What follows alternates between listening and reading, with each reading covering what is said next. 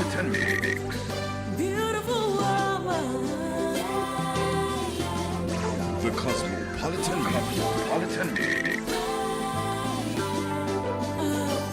Me oba, bibini ba. Semiga senjo yensha neyenza.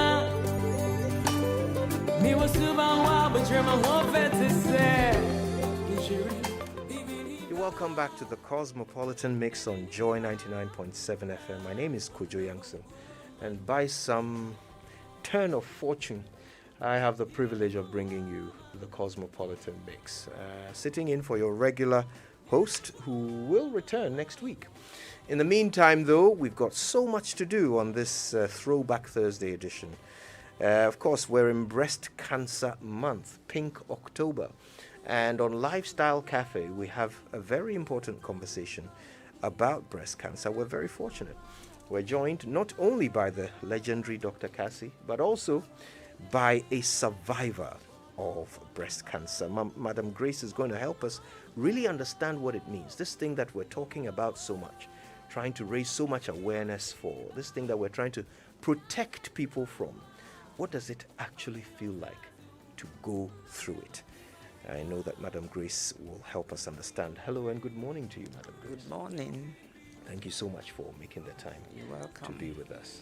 Do you know my mother's name is Grace, so I feel a very special affinity to you this morning. And of course, Dr. Cassie is in the house. Hi, Kojo. Hi, Cassie. It's nice of you to join us. One of the things I really hope to gain from this conversation is an understanding of what happens in the body to a person who suffers from breast cancer, what goes on in their body. Madam Grace, you have survived it, and we thank God for that. Amen. But how did it start? Do you remember how you got to know that you had breast cancer? Thank you very much. In the first place, I've had the lump removed from the same breast 4 times. That was the 4th time. Wow. The first 3 was not cancerous, but the last one, I used to go for yearly medical checkups. So in 2008, I went for the checkup, did the mammogram, and the mammogram said it was cancerous. In actual fact, it was a shock. It's not easy. That day I wept. I wept. So What were you thinking? What made you weep? I wept because cancer is like you're going to die. That's what you were thinking. Yes, that's what I was thinking. So I went to showed the report to the doctor at the Trust Hospital, Dr. Dako, and he really encouraged me a lot. He said cancer is not the end of the world. If seen early, it can be treated. So he booked me for removal of the last lump. He wanted to take it to confirm the diagnosis. So I went through the removal. It came back that it was still positive. So there was no other way than, so he wanted to do the surgery. So he told me the earlier the better. So that day I didn't even go home at all. I went round doing some lab tests. When I came back, he checked my BP. The BP was high. You were still worried. I was still worried, so I had to be admitted. I was admitted for some 3 days before I went home. By then, he had booked me for the main surgery. That's the mastectomy, the removal of the breast. So I went home. Wait, so in this case, they couldn't just take out the tumor. They had to remove the whole breast. They took it, and they said it was also cancerous, so they have to remove the whole breast. And because I've had recurrent lumps, so he said it was advisable to take out the breast. I mean, how does that feel? I mean, this is something that men will never get to experience, this idea of having your breast removed. I mean, there's so much symbolism of the breast to a woman.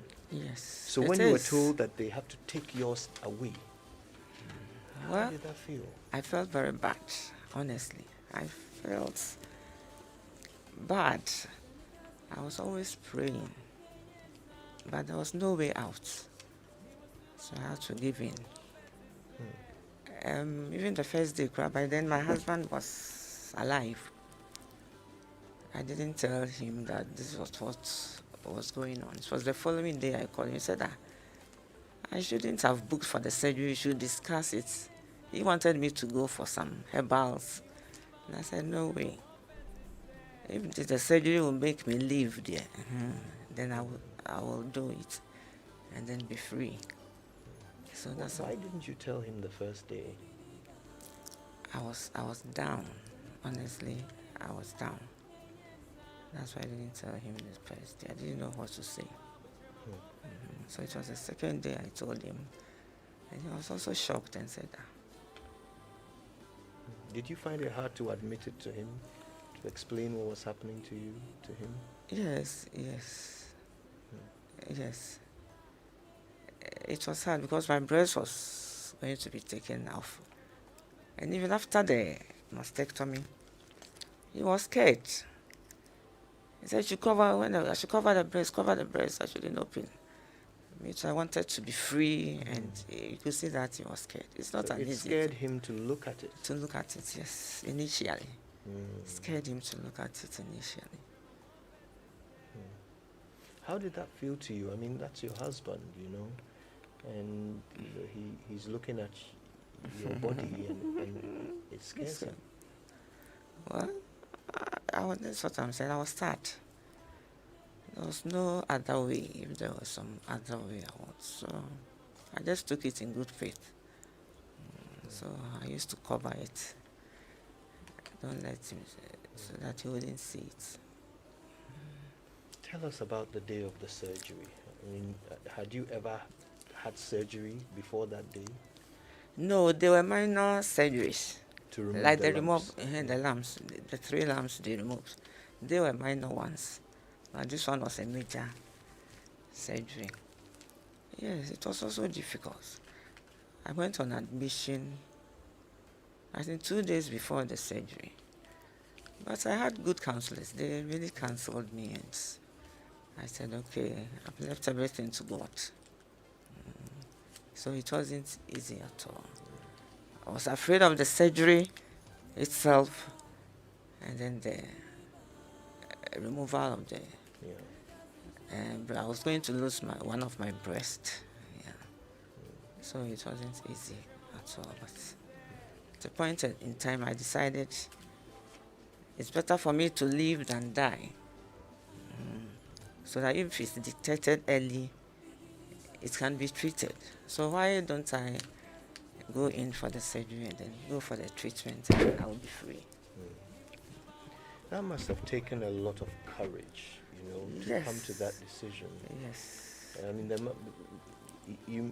so others may have felt that there are options. Your husband wanted you to do herbal treatment instead. Where did you find the strength and the conviction to decide that in spite of all the risks, I'm still going to take this bold step of having my breast removed so I can survive? Because I've seen people going through the herbal medicine and they come back at the last hour. And in this case, I haven't seen any herbal treatments. Well, I haven't seen one. I've seen people say they're going for the herbal treatments. I hear them on the telly and all that, but I haven't seen anybody, survived. So I just gave myself up. I said, I think this is a better option for me. So you went through the surgery, Yes. you recovered. I mean, was there a moment, do you recall that first moment when you saw, how you look following the surgery? It wasn't easy. It wasn't easy at all. You look, at times, initially, there were times I'll feel some itching, as if the nipple is itching me. I put my hand there and there was nothing. I realized the breast was gone.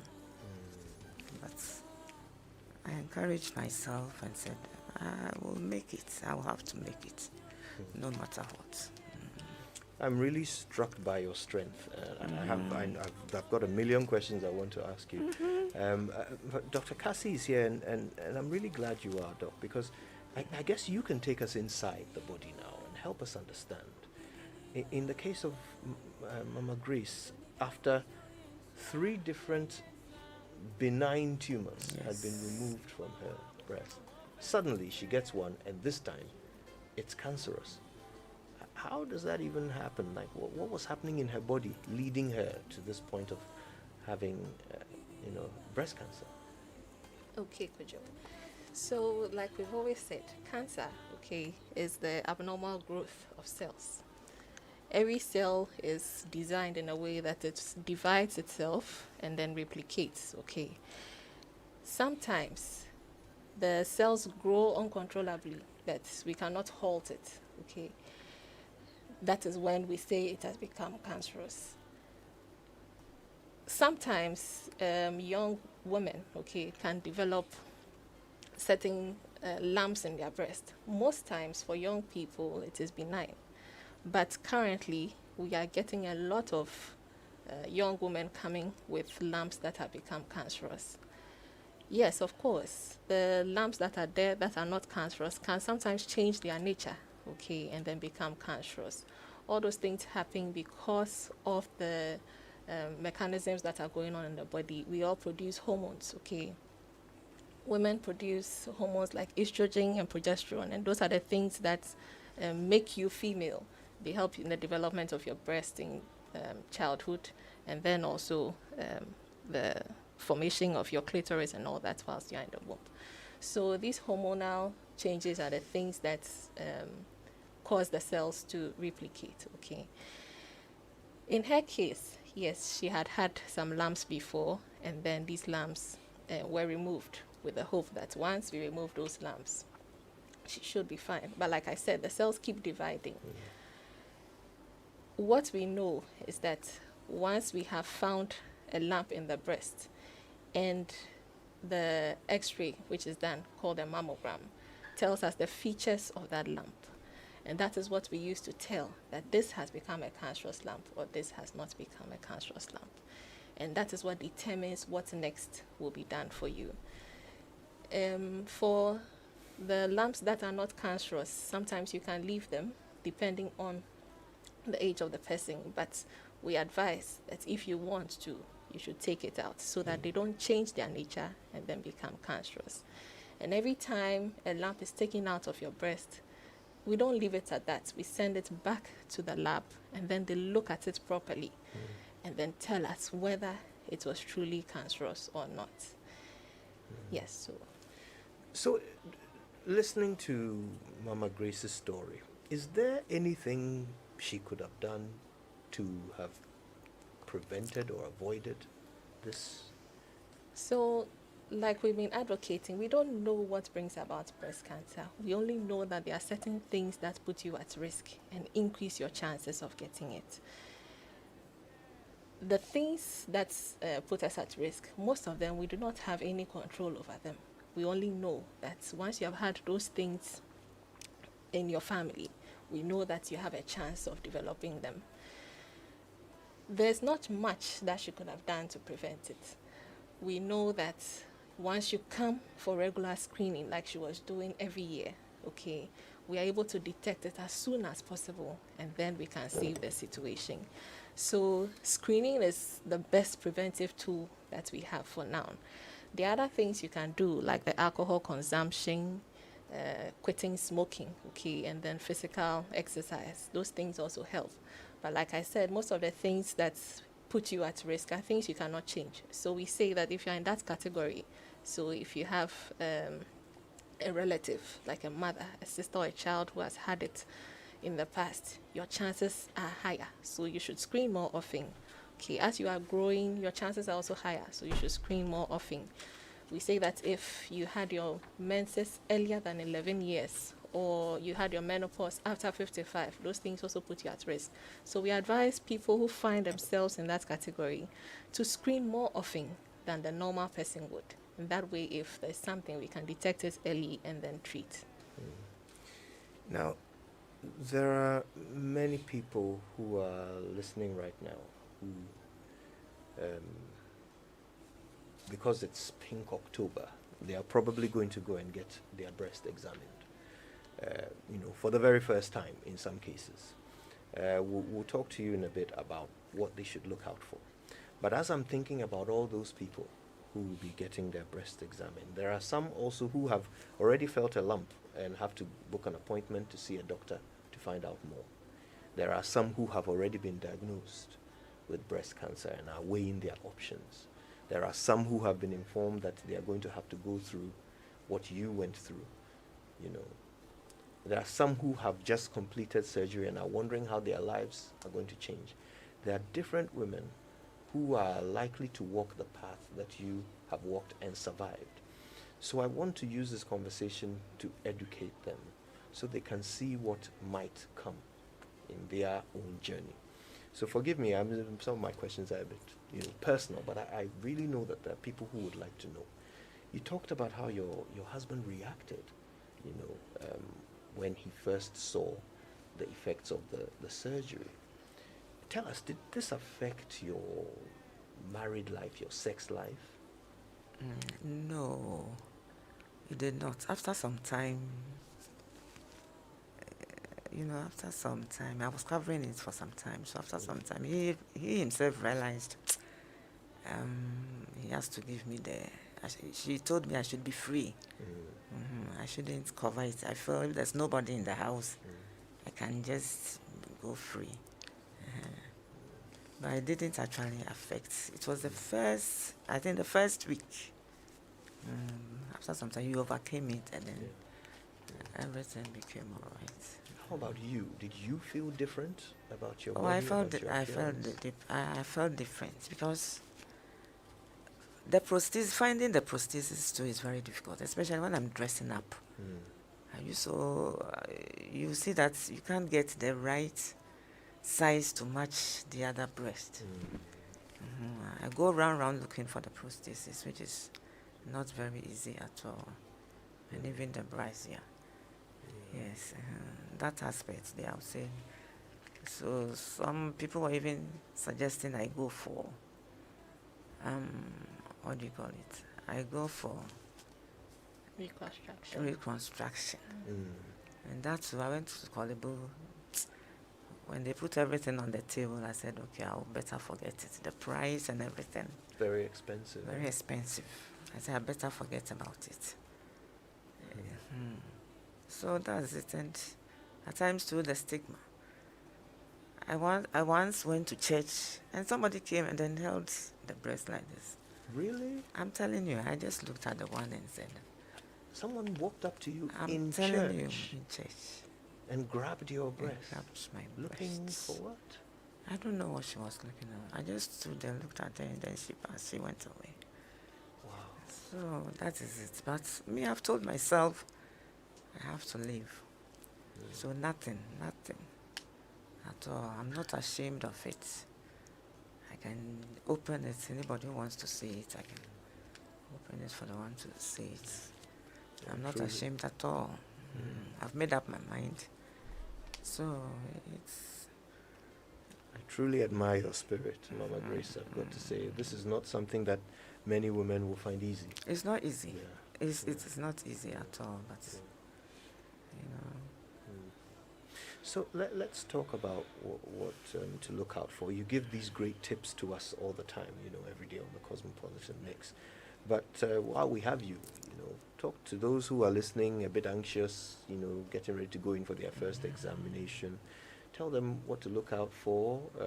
Those who haven't even, booked to go for an examination, what can they do at home by themselves? What can they check for to ensure that everything is okay? yeah. The first one, you should know your breast, both breasts, the sizes, the color.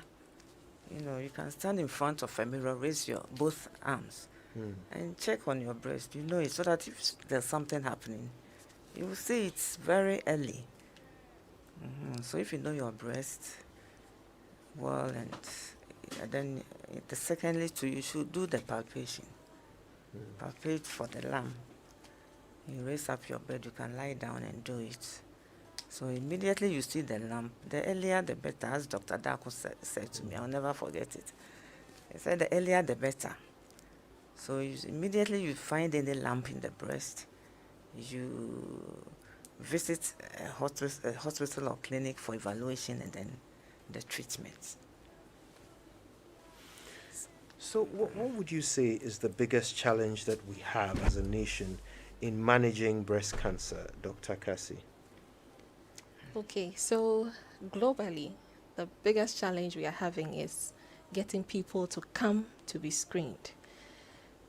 Like I have said before, once you come and then we screen and then we find it, we're able to treat it in the early stages. If you wait too long and then the cancer spreads from the breast tissue, then we start having problems, okay? What I want to say is that there's 5-year survival rate, okay, of breast cancers that are detected early. It's 99%. So a lot of them survive. What you need to do is to come for us to screen for you. I just want to add a few things to what Madam Grace said. You have found a lump in your breast. Breast cancer usually is not painful. Many people are waiting to experience some pain before they report. By that time, it is too late. Anything you see at all, just come for a doctor or a trained nurse to have a look at it for you and then put your mind at rest. Okay. That's important, very important indeed. I have no doubt that there are people who have questions for both of our guests. If you just joined us, we're talking to Dr. Cassandra Odum and Madam Grace. Dr. Cassie, of course, has been teaching us so much about breast cancer in this Pink October month. And today, Madam Grace has walked us through her very touching story of how she survived breast cancer and continues to survive it. She's an inspiration to us all today. If you have any thoughts, any questions, we would love to hear you. Why don't you call us? 0302 216 541. Or you can try 055 1111 997. It's the Cosmopolitan Mix here on Joy. And our guests, Madam Grace and Dr. Cassie. So, Madam Grace, today, do you have people who walk up to you and ask you questions? Are people bold enough to approach you and ask you questions about your experience? Yes. Actually, many people don't know about it. When it happened, I didn't tell even my closest friends. It took them a long time before they got to know. But one or two of them do come. So one or two of them come over and ask you. And you speak boldly and honestly about it? Yes, I speak boldly and honestly about it. Wow. All right, we have our first caller on the line. Hello and good morning. Hello, good morning, Kojo. Tell us your name. Please, I'm calling Nana. Nana, thank you for calling us, Nana. What's on your mind? Yeah, I would like to find out from the doctor. I found a lump in my breast for some time. I went to see a doctor and I was asked to go and do a scan. And he said it is a lump called dust. It's not cancerous, but it will go on its own. But it has been some time now, it's still there. And I'm very worried. If we can get some help for you from Dr. Cassie. Should we take some more calls and then get answers all together? All right. Hello, good morning. Hello, good morning. Good morning. Tell us your name. Okay, this is Mutara from Hachu. Wonderful. What's on your mind? Okay, so could you, my first question, the screening, is it done in all health facilities or there are specific hospitals you would have to go to? And the next thing I want to say is, as women who are leaders, sometimes we should also think of ourselves first. Because most of when it comes to the breast, we are thinking of the men. If my breast is not there, what happens? But our health and our life is also very important. Yeah. Thank you very much. Thank you very much. That's a very thought-provoking suggestion there. Think about ourselves, right? Okay. We have another caller? No? Okay. Let's deal with these two. The first one was about a lump that she was told would disappear, but has remained. That's Nana's question. And then we have the second caller who wants to know where she can go for examination. Okay, Nana. So, like I said earlier, for younger people, because of the hormonal changes they are going through, they tend to develop certain lumps. Sometimes those lumps will disappear when those hormonal changes tend to suppress themselves. That is why they tell you that the lump may disappear. But if it is persisting, it does not mean that you should just stay at home. Continue to do the examinations. If you notice any increase in the size of it or any other changes you see to the breast, you should be concerned and then report. If the lump is not disappearing, it means that you have to continuously do the mammograms if she's above 40 or the ultrasounds if she's below 40, so that we can notice any new changes that are occurring or any new lumps that are forming in the breast. So she should still be concerned about it and then continue the follow-ups that she has to do. Thank you for that. And where can women go to get examined? Yes, so quite a number of facilities are doing breast screening, but the Trust Hospital on the Oxford Street is opened for screening even today. So we are open on Tuesdays and then Thursdays between 9 and 2 p.m. You can come and get your breast screened. All our other satellite facilities are also opened for screening every day of the week except on Saturdays and then Sundays. So there was a comment made by the second caller about calling on women to think about themselves first. You know, when faced with the option of going through the surgery that you went through, many women will worry about how their husbands will react, how men will respond to them following the surgery. But this lady advises us to think of ourselves first. Can you relate to that? Yeah, it's very true. You should think about yourself first. Because in case you don't do it and you die, the man will go for another woman. You are dead and gone. So you think about yourself first. And with counseling, I think the men should understand us. Yes. Some men too do get... I've seen a man with cancer of the breast. Yes. Yes. So they shouldn't... they should think about themselves. They should not, think about the men and say, I'm losing my breast, If the breast can be saved, they will save it for you. The doctors will save it for you. But whereby they see that they cannot save it there's nothing else you can do. Yes. That's what I Dr. would say. Cassie and Madam Grace are with us on Lifestyle Cafe. We are talking breast cancer in this Pink October month. And we've learned so much already. I think we'll give each of you a chance to give us your final thoughts before we wrap things up. And I'll start with you, Dr. Cassie. Okay, so I'll still hammer on the screening. That is the only way we can prevent breast cancer. Kindly walk into any health facility, especially in this month of October, and then get your breast screened. You should do it yourself at home every month. That is the only way you get to know your breast, and then if there's a change, you can identify it quickly and then come to be screened. Like I said, our facilities are open throughout October on Tuesdays and Thursdays for screening.